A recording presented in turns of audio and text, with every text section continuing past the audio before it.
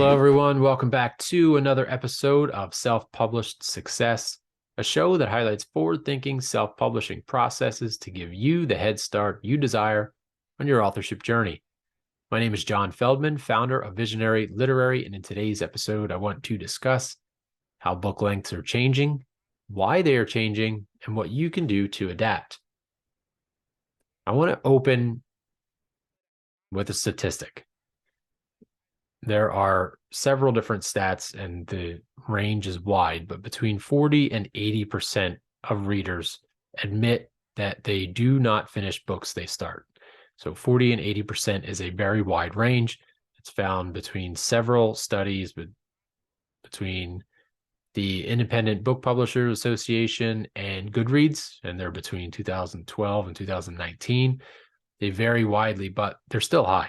Even the lower end of that spectrum, 40%, is still a very high rate for readers to not finish their book. So 4 out of 10 readers say on the low end that they do not finish a book once they start. Before we move on, I want to note the difference here between fiction and nonfiction. We try to keep these episodes relevant to both fiction and nonfiction authors, but this one is really not going to be relevant to a fiction author because, as anyone listening knows, fiction or nonfiction, reader or writer, fiction must be long. And anyone who has tried to reach out to a literary agent or try to get their work published in a traditional house or any kind of fiction in general, if you're writing in self-publishing, it has to be long. The reason is that readers of fiction want to be engaged. They want to be entertained. They don't want to be entertained in short spurts of time. They want to be kept on a hook. You want plot twists, plot turns, things that keep the page turning. However, for nonfiction, most nonfiction books, they have a purpose. They tell a single model of learning, or maybe a series of things that you can do to implement inside of your business. They're short. As our guest from 2 weeks ago, Mark Hirschberg, said on the show, most nonfiction books can be about 40 pages long, but we just beat them to death with fluff to increase them to look like a traditional book.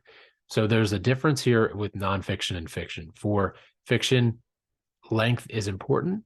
I mean, obviously the quality is important. You don't just want to increase the page count with fluff and descriptions, but for nonfiction, shorter books are starting to really make a dent inside the marketplace. And there are some reasons for that. But first, I want to talk about why there are normal book lengths. Where did this come from? Where did this idea that a 200 to 220 page book is the standard? And that goes back to shelf space.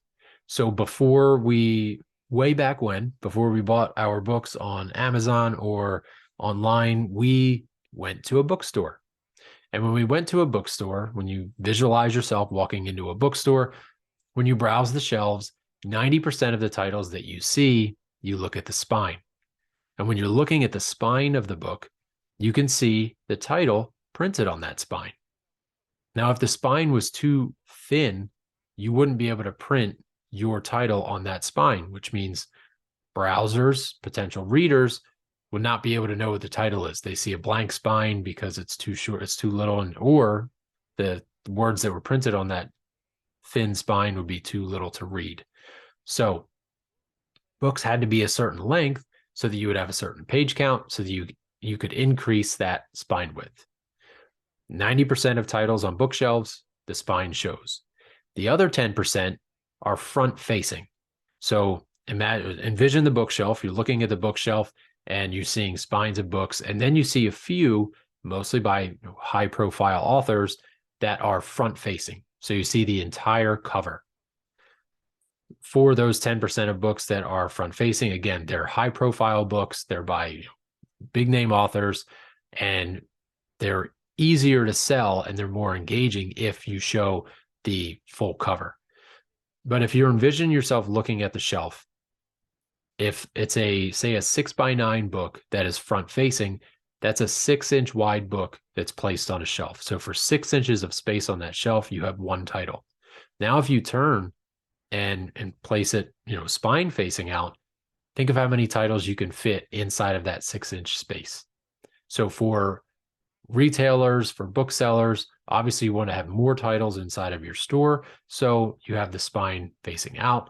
So for writers and for publishers, you had to make sure that you had a spine thick enough to place on a shelf.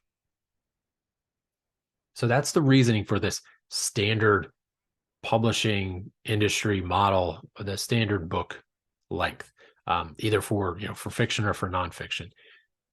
But we don't buy books in bookstores anymore, do we? Some of us do. There is still a place for bookstores. I personally love bookstores, and when you're browsing, you can still look at the spine. But for self-published authors, the chances of you getting your book placed on a shelf inside of a retail chain are very low. And that's okay, because most book shopping now is done online anyway. So if you're not focused on shelf space and someone seeing your book on a shelf, if that's not your only medium for selling books, then you don't need to worry about the length of your book. Going back to 90% of books, you see the spine, the other 10% are front facing. Now, when we shop on Amazon or on any retail chain's website, we see the front cover. We are front facing now. Every single title is front facing. So the spine doesn't matter. The cover matters. You can write a 40-page book with a very engaging cover, and you don't need to worry about if the title fits on the spine. Now, if you're writing an ebook only and you want to print that, you want to turn it into paperback, then a 40-page book is probably not going to have a very appealing spine. You'll want to keep that in mind. But still, you're not looking to capture the attention of a single prospective reader walking down an aisle who's looking at hundreds of different titles, and yours needs to stand out. They're already on your page. They're already buying your book, and they're not buying it based on the way that the spine looks. They're based on your front cover, your front facing. So shorter books are possible now from a physical, tangible standpoint. Bookstores versus digital bookstores. That's the reason, and we're all front facing now. So going back to the stat at the beginning, 40 to 80% of people say that they do not finish a book that they start reading. We can all go to that.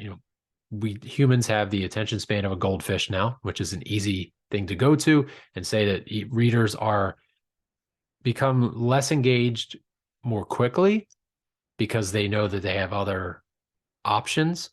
And that is debatable. I've heard both ends of the spectrum there, that the human attention span is not shrinking. It is shrinking.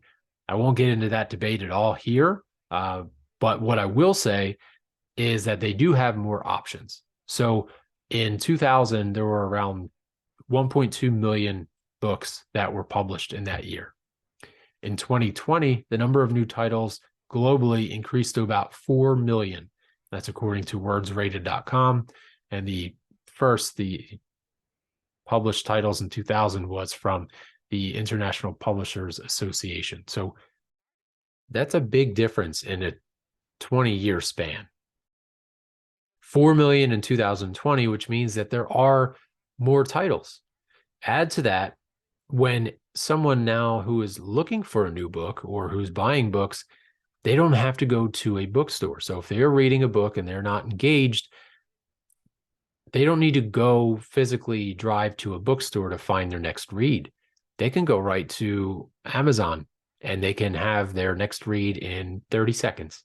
And whether it's ebook or it's Prime delivering it next day, they have options, and they have options faster.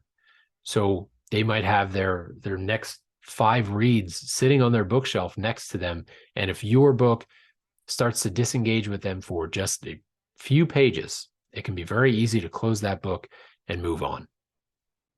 As a writer, it can be difficult to think of yourself as a professional writer or having a professional title if you have a shorter book. Most we're sticking with these industry standards of certain length, certain quality, certain type. The quality has to be there, but a shorter book can be just as satisfying for readers as a longer book. The fluff is taken away. You're focused more on the story, more on the learning aspects, and more on how your book can help the reader. So it's easy to see from the perspective of a reader why it's simpler to place a book on a DNF shelf. You have many more options. You have options at your fingertips if you are dissatisfied with your book. And if you're a believer of the shortened attention span theory, then that's also a key factor as well. If you're waiting for the information to fill an entire quote unquote book, you don't need to. Shorter books are okay. They will become more popular in the future as more titles are released, as attention spans get lower. They will be something that are very important to people who want to keep their time and are very protective of their time, but still want to learn from the words that you put in your book. So just ride the wave of innovation. Don't fight it. And you will reap the rewards as you focus on shorter books that are more useful to your readers. As always, thank you for listening to this show. If you found this episode valuable, please leave a review. The reason that we do this podcast is because we want to help. We want to help anyone who is an aspiring author to get their book out there, get their idea out there, and help. Even if you help just one reader, you can change the world. So I know every podcast asks for this, for a review, and it can get exhausting to try to support every podcast you love, but we are on a mission and we would very much appreciate your help. If you're one of the aspiring authors that we have talked about on the show, don't forget to utilize the free roadmap we have created for you, the aspiring author, to find success in your authorship journey. Go to visionaryliterary.com/freebook to get started today.